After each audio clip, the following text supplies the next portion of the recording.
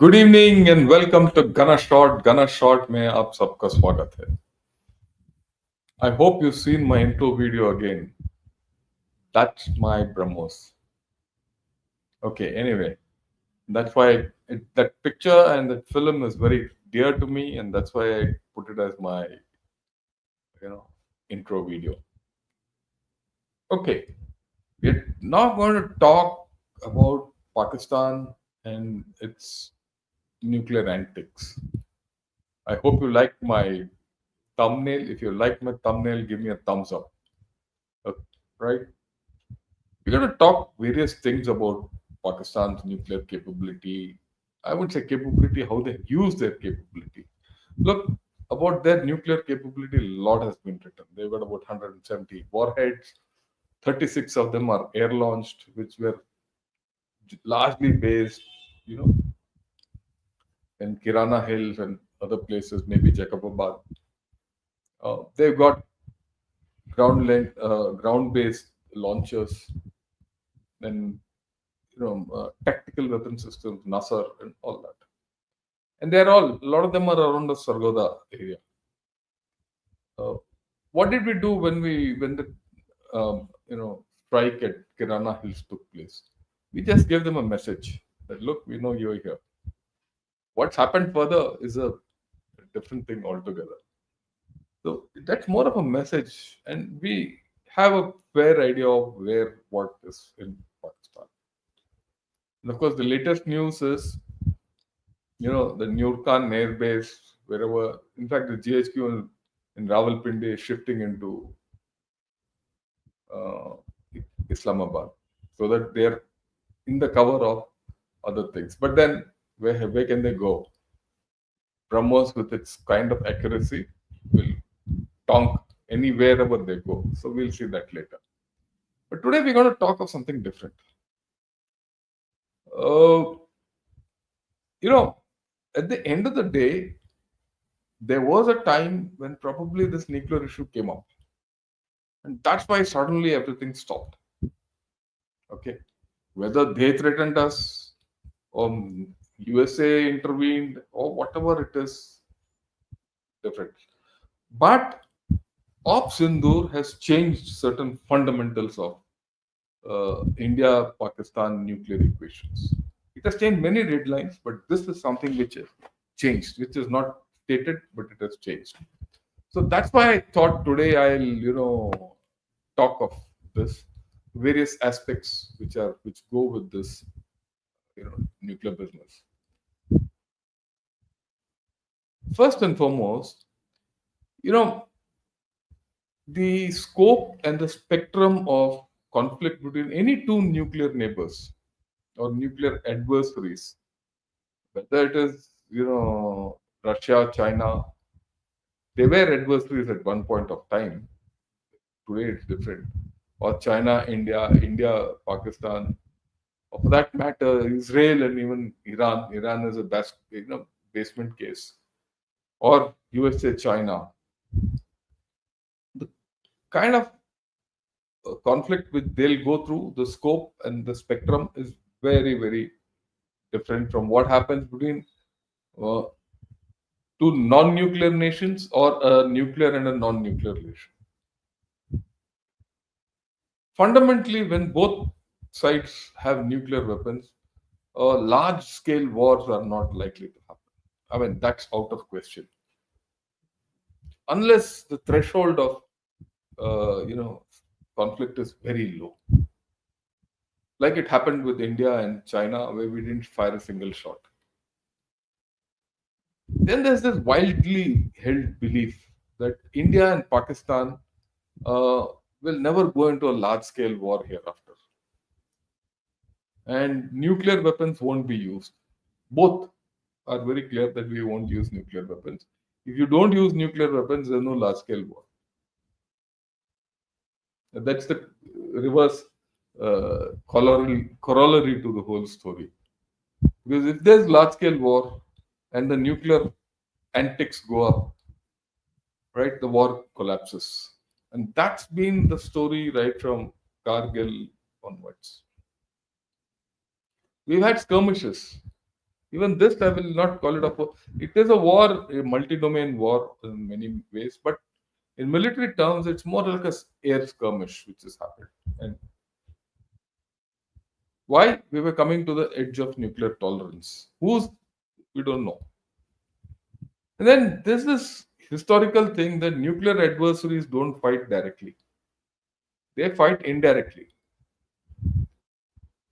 Okay, like China will do something through Bangladesh or through Pakistan or through Sri Lanka or like USA is fighting China through Taiwan as much as China is fighting USA through Taiwan. So there's a proxy business. If you go back into the Cold War days, USA and Russia fought each other all over in the Europe, Africa, Middle East, everywhere, even in India. India, when I say India, in the subcontinent. So they always do by proxies. But this Op Sindur has changed that. In That's changed dramatically, and I don't think it will ever come back. Okay. So it is in this context we have to understand how what is Pakistan's strategy, nuclear strategy, and how will it go about, you know, doing its business hereafter. And to understand how it will go about doing its business hereafter, we have to understand where it started from. That's important, right?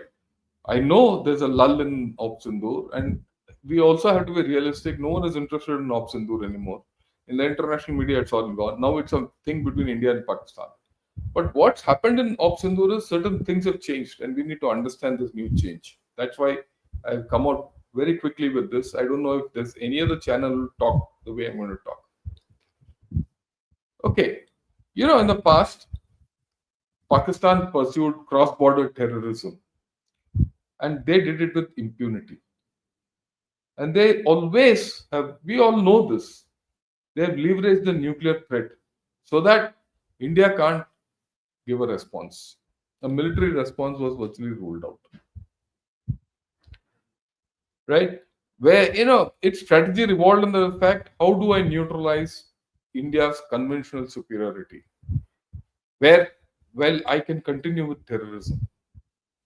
For example, even during the height of Vijay, we were, Kargil was raging, but there was something or the other happening down below. Terrorism, they never stopped. And they didn't allow us to,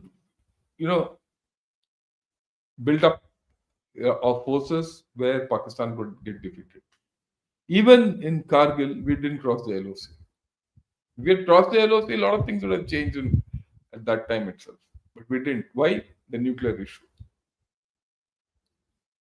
So, and then they followed this concept of nuclear weapon enabled terrorism, NWET. And they've refined it over a period of time. That's why I said Kargil.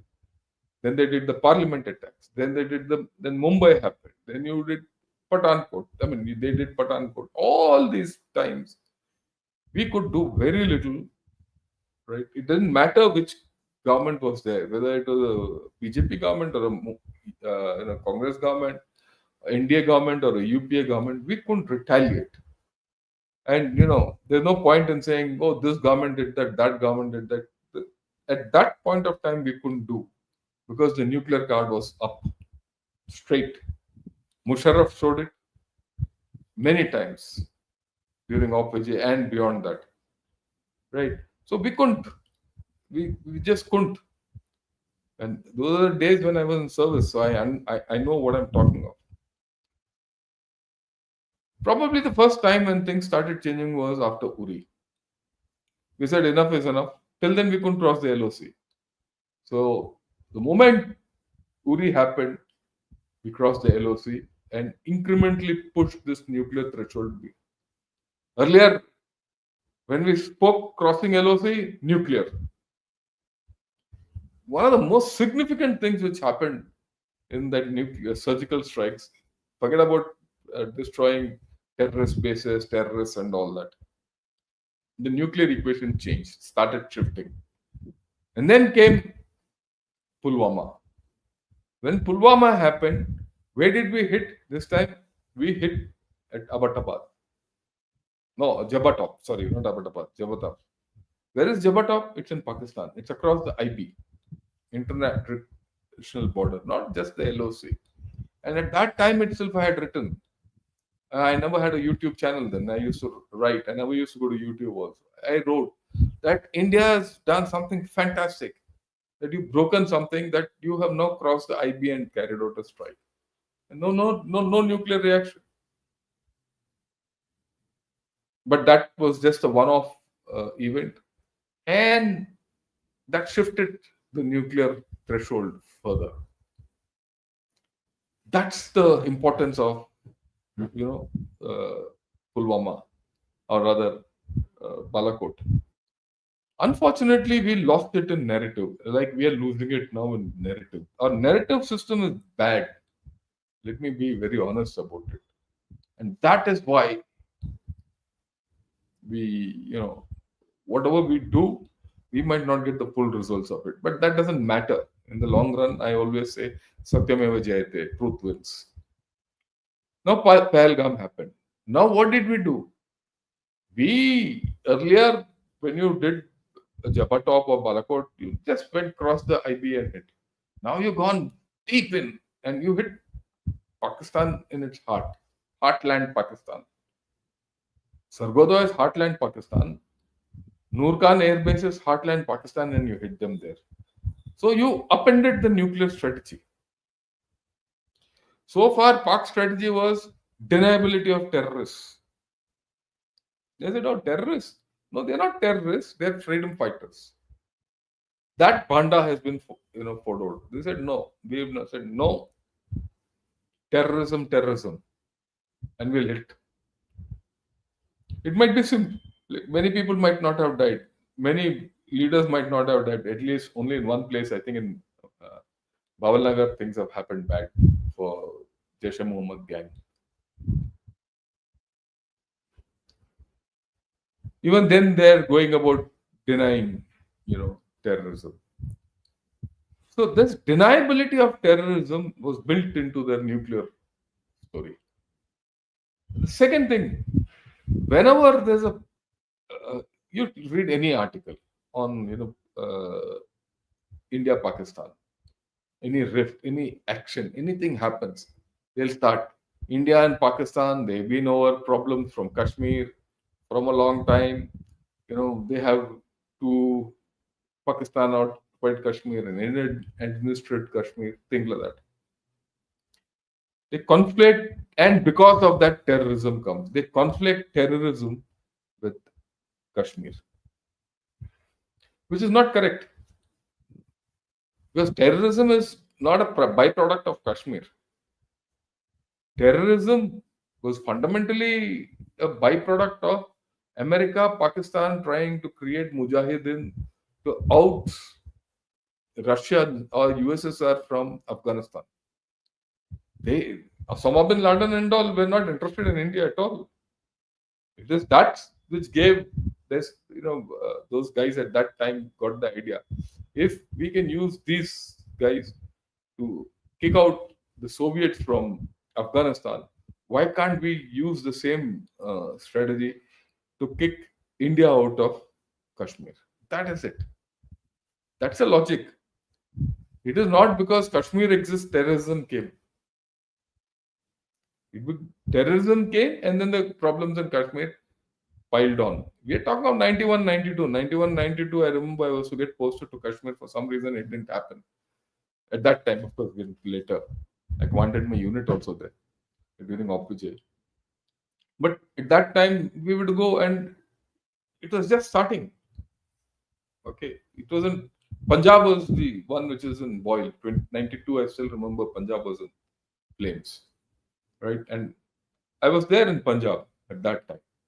Now, okay, now let's come back to the present. What has happened now? Now you have carved out a conventional space for conventional conflict, right? What you have done in Op Sindhu is that you created the ability to carry out conventional strikes without the nuclear card coming up. So you have space. Now you have pushed that envelope one more. Maybe in the next you can do more. Maybe next you can do some action against Pakistan along across the IP. And you push that nuclear thing more. Because at the end of the day, damage doesn't matter. Loss of territory does. If they lose territory, it's more important. Okay, right. That's a psych. This is a psych. Okay, if you go back in history, when I said territory, Pakistan first made its bomb so that it doesn't lose territory. India was so strong, it had been halved, it had lost East Pakistan. They said we need a bomb to protect our territory. 74, we had done the peaceful nuclear explosion, and Pakistan was worried. If you, they say peaceful nuclear explosion, Pokhran 1, Pokhran 1, but what if they use it against Pakistan? We are done. So we should have one, and that's when the rest is history. That's what saying is they started with the premise, or they started with the plan that nuclear weapons will give them protection against loss of territory. But then they saw, look, as days went by, and after the Mujahideen case, everything, they said, why don't we use this against India? We'll push terrorists. If there's a blowback, this bomb which we have now, it's not a matter of loss of territory. We'll take the battle into India's court by saying, here's the nuclear card. So they refined it. All their generals, they threatened India with nuclear weapons. If ever India struck them with force. By 88, 90, we had Prithvi. We could have took them then. We had a range of 150 kilometers. 150 kilometers in those days, if you went into heartland Punjab. What stopped us? Nuclear weapons. Okay, because a nuclear weapon was the card which stopped us. And now they refined this, so this became this term called nuclear weapons enabled terrorism became the norm. And as days went by, they kept pushing us back. And we were not strong enough. Let me also put it this way: we were not strong enough economically, we were not strong enough politically. We're just coming out of our own problems. Right? Okay. Now, when will Pakistan resort to nuclear weapons? These are the four thresholds which I put out. And this is laid out by Lieutenant General Kidwai, who was supposed to be the father of, their nuclear doctrines. The father of the bomb was A.Q. Khan. That fellow is a different story altogether. This man, Khalid Kidwai, he put together the nuclear doctrine of Pakistan. He still speaks, old man. So, as per him, Pakistan will resort to nuclear weapons if there is loss of territory. Spatially, there's loss of territory. Or if its key military establishments are destroyed, or our air bases are destroyed or attacked. See, this is important. We have done this time. Their key assets have been, hit. They're not destroyed, but they've been hit. I mean, it's a matter of semantics how they look at it. But we breached this threshold. Then it's a matter of economic security to Pakistan. Right. Part of that today, which you're doing, what you have breached, is the Indus Water Treaty. What will they do? Will they use nukes against us? They can't. All these thinking which they put at that point of time, we couldn't think through that. We didn't have the strength to think through that. So they merely got away with it. But today you breached too. And this is going to be slow poison in this water treaty. It's not going to happen overnight. Then, of course, the issue of political threshold. Suppose we do regime change inside. Suppose we instigate riots inside. Suppose we do X, Y, Z. Then will they might use a bomb against us. Today they are in that position. Pakistan is in the position of being internally destabilized on its own through Balochistan. If suppose tomorrow Balochistan says, "Bye, I'm not going to be with you," will Pakistan use a weapon? So if you look at this four thresholds and the premises by which they started, only the first holds, not tested. The other three are under test. Two have been crossed, and one more, third one could be crossed anytime. But it has not resulted in nuclear war or usage. A lot of changes happened. So we have to understand under what conditions Pakistan can resort to all this. So the question is, when will Pakistan go nuclear? Yeah, it can go nuclear if there's an inadvertent war. All of a sudden, you carry out huge strikes, and Pakistan panics, and then they retaliate. And they don't have any other choice but to retaliate by nuclear. Well, that has not happened. That inadvertent war thrust on them, and that cold start doctrine has given them cold feet. And the next thing is, if their conventional deterrence fails, that look, I've deployed my efforts, I've deployed everything, I'll remain conventional. But despite that, if India goes in, then this whole story will come in. Or they suffer a loss which can't be undone. One of our trusts goes in, you capture territory, you hit the Indus water line, and there you hit the Indus water line, you're in the heartland. And the Indus water line is not very far from the IB in certain places, 60, 70 kilometers. Okay. So, especially around the Tanod bulge and all that. Have a look at the map, it will give you. Right? You reach there, they can't undo it. They might use a nuclear weapon against our forces. And it could be tactical in nature. I'll talk about tactical nuclear weapons a little later. It could be to prevent an Indian victory in war. It could be because of the failure of their command and control. And today, this is a live reality because what is their command and control? Is it in the hands of Shabaz Sharif or Asim Munir?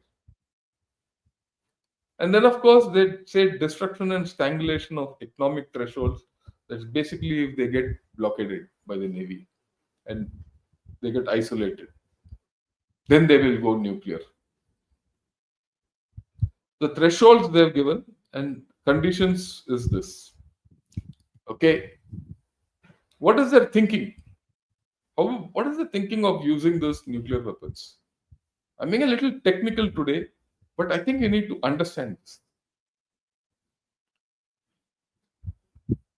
First and foremost, it used to be minimum credible deterrence. Right? That is what you do this is the what you'll be assured of. I will use my nuclear, whatever. But I'll not go 100% nuclear. Because at that point of time, initially they didn't have any full spectrum capability. What is full spectrum capability? Full spectrum capability means that you are able to, uh, deliver land-based vectors, nuclear weapons through land-based vectors, by the rockets and missiles, air-launched nuclear weapons, and sea-launched nuclear weapons, basically submarine-launched. They don't have this capability. There's largely a two-dimensional force, small component to the air force, and a large component to missiles, basically of Korean and Chinese origin. And of course, they've always professed that they will use nuclear weapons as first use. Right? They might like to use nuclear weapons first in the case of a war. Okay, but things have changed. They are now seeking full spectrum capability. They're looking at submarines, They're looking at sea launch systems. They're looking at different kinds of missiles. They're looking at different kinds of aircraft. So, what is it now? Is it existential difference anymore? I don't think so. Once upon a time, it was existential difference, but now they feel they are a power, a military power, not economic power, a military power to be reckoned with.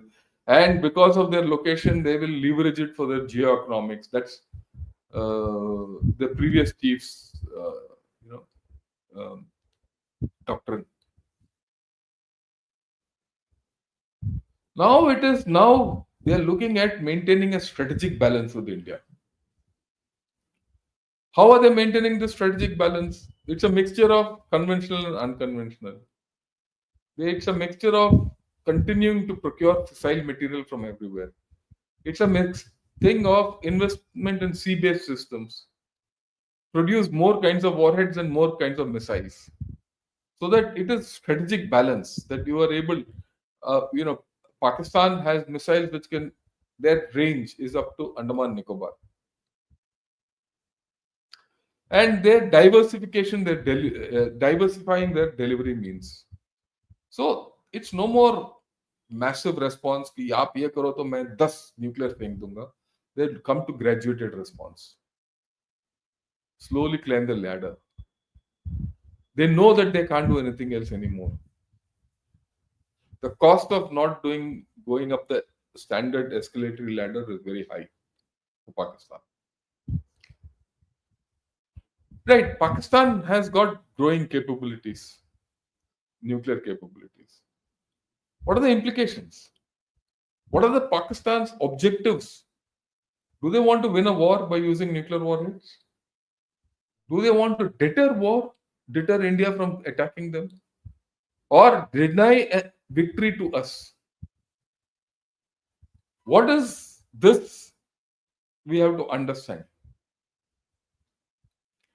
Look, when I say using nuclear weapons will be in the shadow. It's not necessary that you thoko India with 5 nuclear weapons. Okay.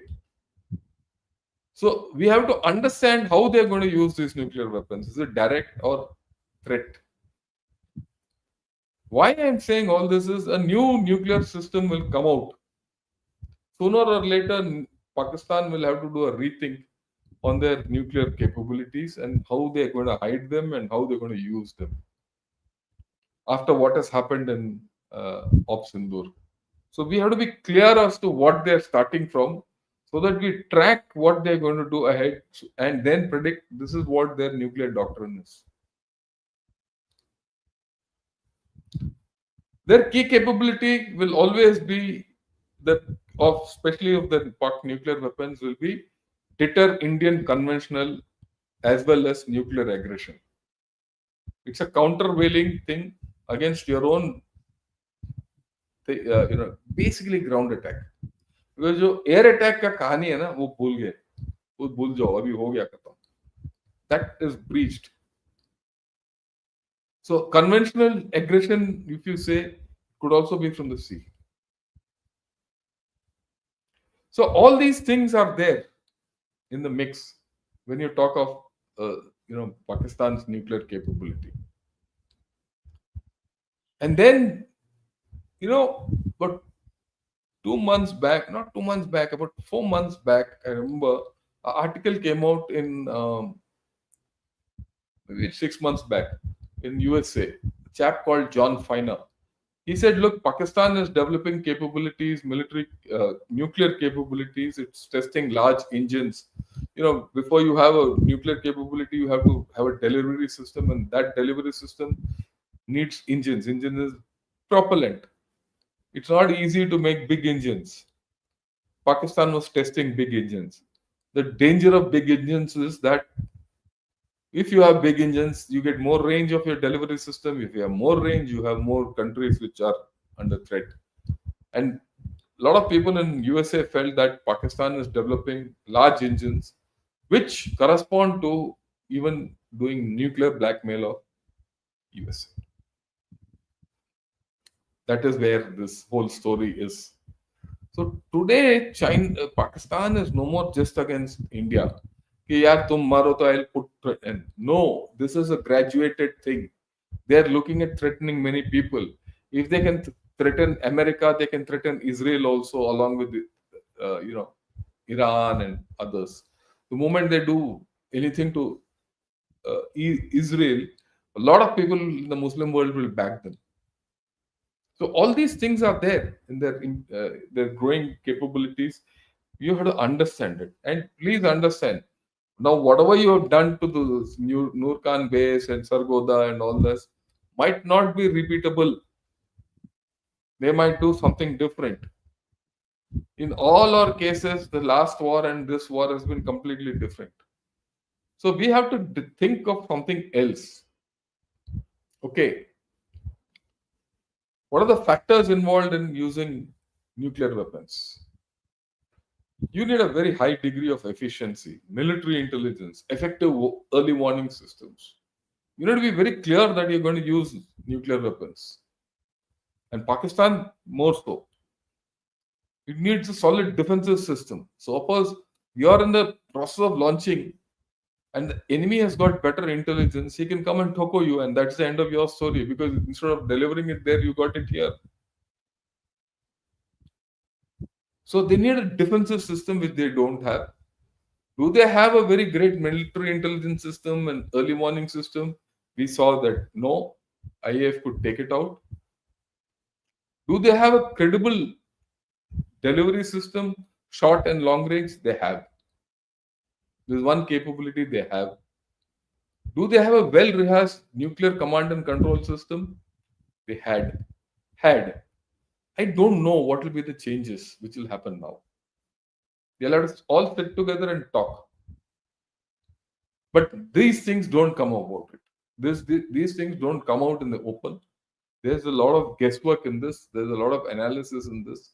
Because there's a change which has happened and this change has to be tracked. What's the challenge from India for them? We pose a conventional existential threat to Pakistan. We've not used our land systems. If we do, there's a problem for them. Okay. But as days have gone by, we also become ambiguous. We have not said no first use. We have said second strike capability. But what if we do what we have to do? What if Pakistan is trying to do? It is ambiguity which won the day. We showed strategic ambiguity which enabled us to break this nuclear threshold. Before they knew anything, the air bases were getting hit. They never had time to react, say, okay, we'll now go nuclear. And the fact that they couldn't go this time very clearly indicated the nuclear command authority was not in place. Now we have a multi-domain capability. I showed you those first four uh, thresholds. We've reached two of them, and one we are on the way of reaching. And why? We are now no more going traditional, conventional. We are going multi-domain. And when you go multi-domain, Pakistan can't respond so easily with nuclear weapons. Suppose you do something in Balochistan, you can always say you did something in Kashmir. We are doing there. Do what you want.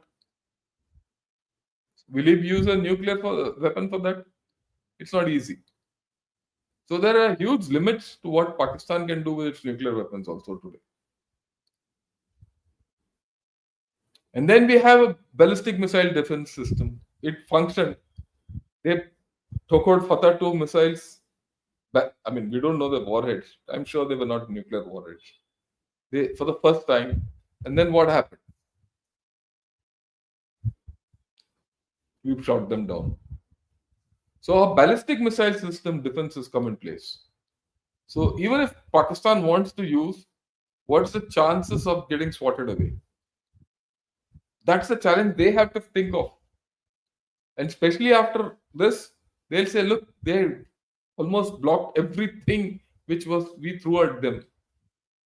So if you tomorrow throw 10 missiles, say nuclear missiles at India, and India parries 8 of them, they'll all be high air bursts. And if they are high air bursts, it's not India alone which will get affected, it's the whole world. Will Pakistan risk that? So things have changed. And then, of course, we have a better air power capability and a sea based capability. You have a triad. You have multiple re-entry warheads. एक ब्रह्मोस ने इतना हलचल मचा दिया. What will happen if you get pralay and all those things in? That's the thing. They have to think far ahead. I haven't said very deep whether to say they talk nuclear anymore the way these chaps were talking at the beginning of Op Sindoor. And then we have to understand who will take the decision in Pakistan. Is it the army or the government? Right? There's a different center of power and center of governance. So this decision dilemma is something we have to solve and they also have to solve. Wars have destroyed the state, but I keep talking. I'll talk of it tomorrow also. But the armed forces have gone stronger. Right? The center of power has not been destroyed, and that's who takes the decision to use nuclear weapons in a country like Pakistan. So we have to now start thinking. But having said all this, the chances of a breach are still high, that you can push them further. Now, Pakistan, in my way of looking at it, is they'll move from simple deterrence and massive retaliation. If you do this, I'll do that. And the equations will now go complex. That will be the result of Op Sindoor. A new normal has been established. Old thresholds have gone. So we have to now calibrate what we have to do with the new thresholds. Right? Now we have this capability to carry out preemptive counter strikes. Preemptive attacks, punitive attacks will slowly become part of our lexicon. We'll do it. हमें क्या है? अभी तो कर दिया तो दोबारा करेंगे. So every time he'll not run to the nuclear weapons button. He has to live in this world. And what if he's trying to, fire one and you hit him beforehand? His own problem. You are not using a nuclear weapon. It's his weapon you're using. So there are issues in his, that using it. Of course, as part of the whole thing, Pakistan would like to expand its nuclear weapon systems, put some in silos, and have silos all over everything. All that is on the cards. But a silo is good only if there's a nuclear weapon. And if every place you have nuclear weapons stashed up in public display, then it causes threat to the Pakistani regime through whichever manner you understand it, state, non-state actors, uh, people who are controlling these weapon systems might themselves get hijacked. And tomorrow there's divisions in Pakistan. How they might go to the other side. So there are inherent threats for them in deploying pre-delivery systems. So that is why they keep their systems unmated, not mated. If you are having silos and things like that, it is a pre-delivery system ready to use. That's dicey. Even Pakistanis understand this. Okay, then Pakistan is one of the first nations which went, on this part of the world, which went tactical nuclear weapons. Nasser. Why did they go in for Nasser? Like the first missile they went in for preventing loss of territory, Nasser is purely aimed against the cold start doctrine of India or any proactive operations. But then the moment you take a weapon system into the tactical battlefield, that means the control is given to the commander there. Then the command and control arrangements become more complicated. It's not easy. And then, of course, Nasser won't, deter India from a war if it is not deployed. If it is deployed, there's a problem. If it is not deployed, there's a problem. So they're living with this problem of how to use Nasser. Now, Pakistan is also looking at second strike capability. They're trying to develop cruise missiles. And they now very clear, they've shifted from this massive retaliation, credible minimum deterrence of that time. And they're now going into having a national command authority, all that, multi-domain approach. They're doing it. They're expanding their methods of delivery. They're having different kinds of warheads, different kinds of weapon systems. All this they're doing. But for that, you need a national command authority, and that needs a stable political system. Is that there or not? It's only 4 days since Op Sindoor has cooled down. Okay, we are only in a state of tactical pause. What if it reflares? What if, even if it doesn't reflare, what if there's political uncertainty within, and suddenly you have tactical nuclear weapons floating around? And look, whatever you might say, Pakistani generals are not fools. They're greedy. That's a different story, but they're not fools. So all these issues are there when you talk of Pakistan using nuclear weapons. It's not so easy for them to come and say, okay, I will start using. And what does it mean? It means that you created space. You created conventional space. And that is the thing, major achievement which you had in Op Sindoor. You'll hear a lot of noise. The China and Pakistan handles have gone wild, and and the West is divided uh, on the results of Op Sindoor. I mean, it depends on who's under the influence of whom, geopolitics and all that. So you'll see both sides of the story now. But remember one thing: there's someone might say India has won, some will say Pakistan has won. We will all say India has won. Pakistanis are saying Pakistan has won Op Sindoor. But we'll talk of that separately. We'll talk of that separately. Maybe tomorrow morning or so I'll put that out. Let me see how things are. But one thing for sure, we have shifted the nuclear red lines. They have changed forever in our favor. That is one of the major achievements of Op Sindoor. Right. Thanks a lot for attending today. Uh, I'm grateful to so many of you who have attended. I'll take some start questions and then I'll take some other questions. Right. I have some time. We have time to do so. Okay. Why Modi ji said blackmailing, won't work if they still have assets left? Do we have a plan with us that prevents us from them from launching them, or we are only reliant on AD? Is it safe to say they can't use it? No, you heard what I said. It's not easy for them to use it anymore, and we have breached those thresholds at 2-3 places.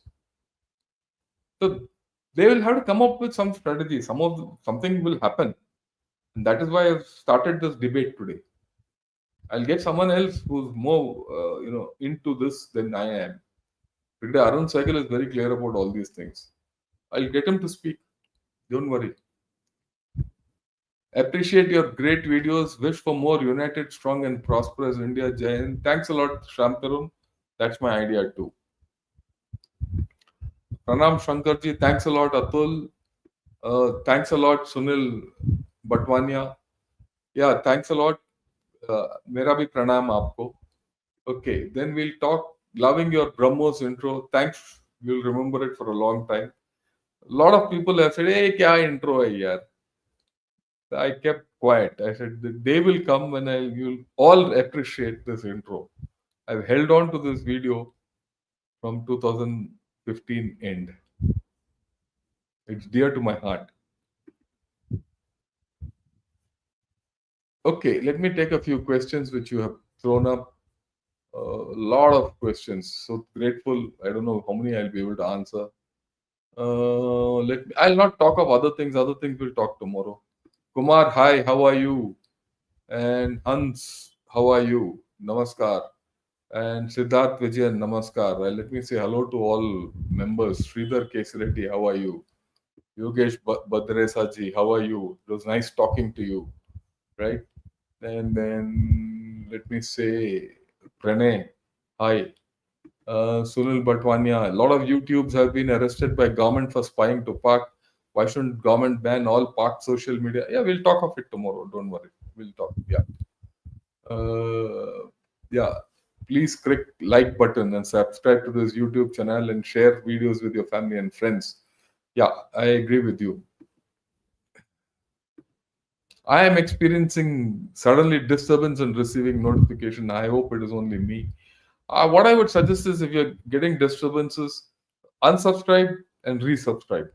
That's the best way which I've seen things can get resolved. Uh, is it true that we estimated a US radar and ADS in Jacobabad? No. We've done what we had to do. Okay. All right. Then, Namaskaram, sir. Looking at your intro with fresh eyes, given the context you provided on JD. This is it. That's it. That's the island at which we fired. This is the result of the first day's fire. What is your assessment of India's internal security safeguarding or secrets? I'll talk of it later, Vasu, because this is something which we have to dwell on at length. I don't like to do piecemeal thing. Let us analyze it fully, right? We'll do it. Don't worry. Uh,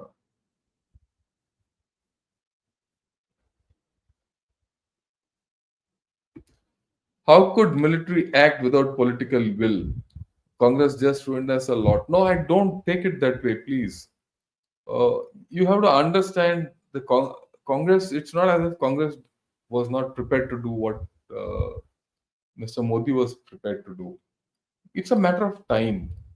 At that time, we didn't have the capability to do all many of these things.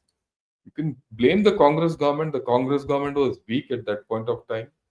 We had a very poor defense minister in Mr. A.K. Antony. He was a good man, but a poor defense minister, right? So we didn't have the money for it. We didn't have many things. There were a lot of issues which we didn't have. So that's how it is. So I don't. It is the same government which you must understand turned around our economy also. So don't get into politics.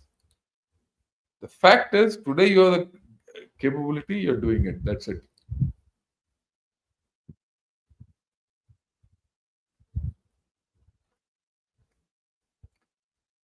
Yeah, Indian Army is the giant second largest operator of military vehicles, next only to. I agree with you.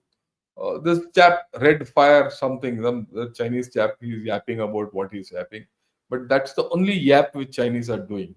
Chinese are only fixated. Chinese and Pakistanis are only fixated that they have downed some of our Rafales. Someone says two, someone says one, someone says four, someone says eight. It appears as if that's the beginning and an end of the war. We have to look at the whole picture.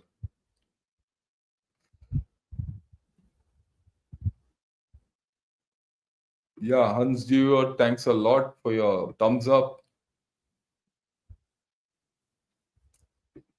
I was just listening to a talk between Jordan Peterson and Douglas Murray on his book on democracies and death cults. The West is too weak for radical Islam. I agree with you completely. Completely agree with you. Suggestions, view, please call Air Marshal Bedi on your show. Let me see how to get him. I mean, still how to get him. Like yesterday, I got Air Marshal Chaudhry. I'm trying to get him again because he and I, are on one wavelength.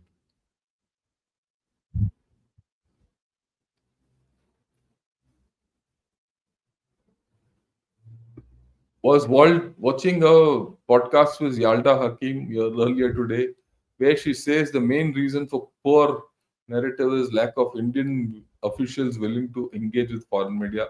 We'll talk of it tomorrow. Don't worry.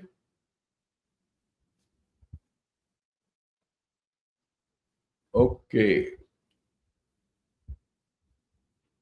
let me see. Yeah, Pak begged China to intervene. Wang Yi and Xi were shit scared to speak to Jaish. They won't intervene. China won't intervene at all. Couldn't have intervened. They didn't have a leg to stand on this.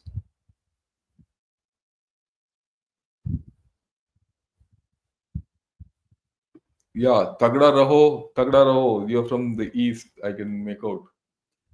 Okay, Tagda Raho is the war cry of Assam Regiment. Okay, I would suggest you don't. All of you don't. Respond to this red fire tree because he keeps talking. He's a paid bot. He's part of their propaganda. So you deal with him accordingly. You ask your questions and clarify your mind.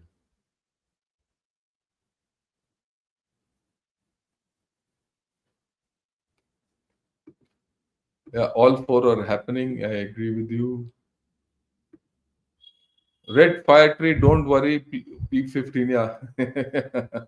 Yeah, I agree. A lot of things.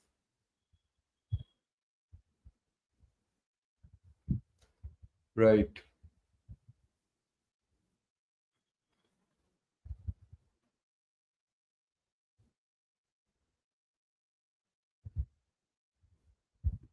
Pakistan is a new testing facility. Yeah, what would have happened if skirmishers went for one more week rather than stopping at 3 days? Personally, I felt if they had gone for another just about 24 to 48 hours, things would have been great. They would have sorted out Pakistan. And you would have still probably been under the nuclear threshold. But it's easy for me to talk now. It's difficult for the person to do all that who's sitting in command. You and I can keep talking what we want. We are all armchair strategists. But for the person who's taking the decision, it's a tough decision.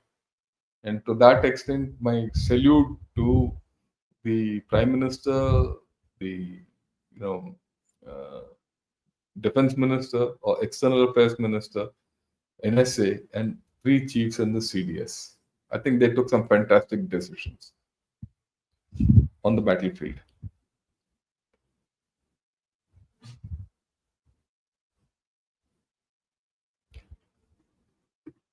I admire three generals, Shankar, Narayanan, and Dushyant, but I don't watch them on Jaipur dialogues and P Gurus.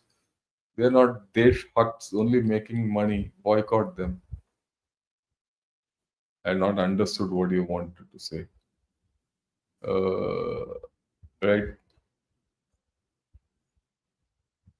If we are not Desh Bucks, then I don't know who will be. Okay. Because we're still working for the nation.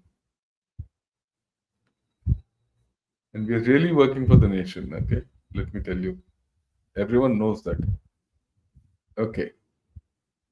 Right. Let me see. The problem in the present is one of shift in the American and Western world. View from AFPAC to Indo-Pac is a convoluted way to it appears to provide a leg up for the Pakistan views. Look, uh, we'll have to view it a little dispassionately. Okay, at this point of time, if India and Pakistan are at war, think they will react to that. Why should they be only fixated on AFPAC? So things have changed. A lot of things have changed. So we have to come to a new normal ourselves also. It's not only for Pakistan, even for us.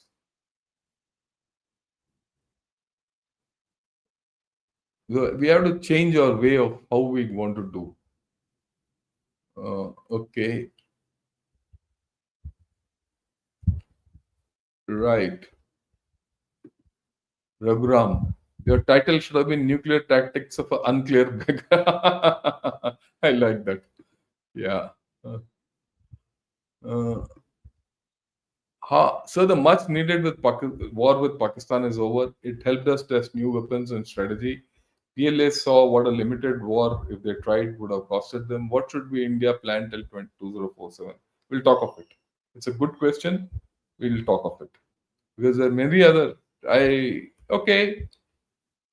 Let me see if I can talk tomorrow. I'll see the night. I'll put together a few things. If I can talk tomorrow about India's unstoppable rise, why India's rise will not be stoppable from now on. I'll talk about it tomorrow.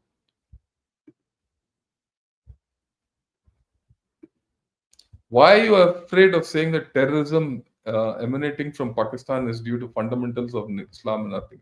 I'm not. I'm very clear that's radical Islam. It is anti-Hindu, anti-India. I have why am I afraid? We have dealt with these fellows. I've dealt with them. Okay, please understand. Yeah, in encounters. So don't ever think of that. Okay. Okay.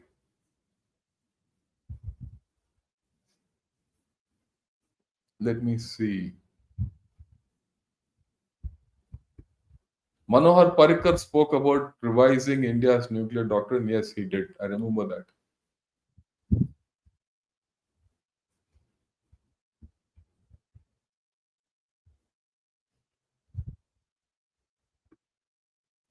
Our position was so strong. Why did we give an off ramp? Could we have not intercepted nuclear attacks? Why not use the position to get admission of defeat and de It's not so easy. It's not so easy. The easier thing, why should you risk it? Why should so many people die unnecessarily?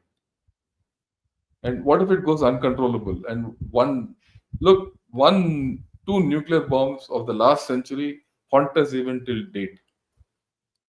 Today you have more powerful weapons. I don't think it's useful at all to think that you can trade nukes. No, I don't think so.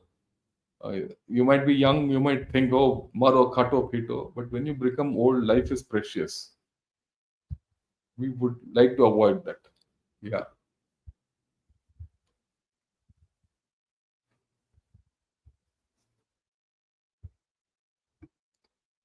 Is it wise to discuss such sensitive issues on YouTube? I feel this is totally unprofessional.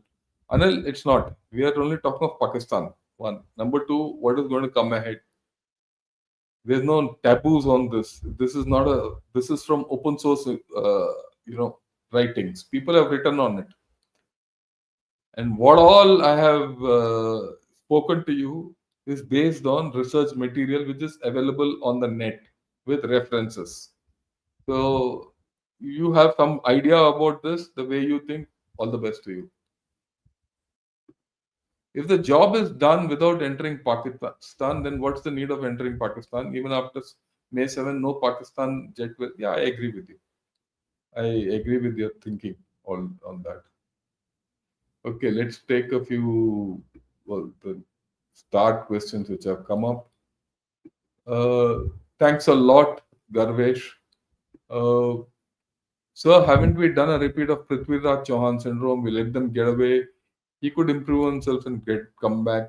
Look, even if you're, I'll talk of it tomorrow. You have to understand the psychology of the Pakistan army, which I showed in a slide today. The center of governance and the center of power.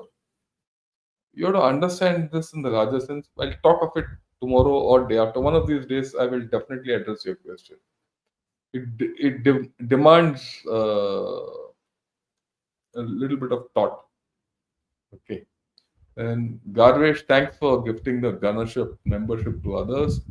Do you think there are high possibilities that true Islamic jihadi group will nuke China for Uyghur Muslims atrocity? It will not happen. Let me be upfront, it will not happen. That is one of the reasons why China supports Pakistan. It has bought Pakistan off so that terrorists don't go into that place. And that is their problem with Afghanistan also. Look, you must remember, Pakistani nukes are quite safe. The generals will not let these nukes free. If a guy goes with a backpack nuclear system in wherever and puts it off, It is with a plan.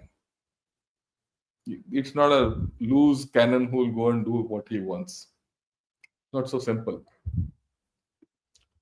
I'm confused. Christine Fair, who's generally anti-Pak, says India lost two Rafales, definitely, probably total of 5 planes. Who's right? Well, there's a lot of speculation, and this speculation is based on, initial info campaign which China and Pakistan put out.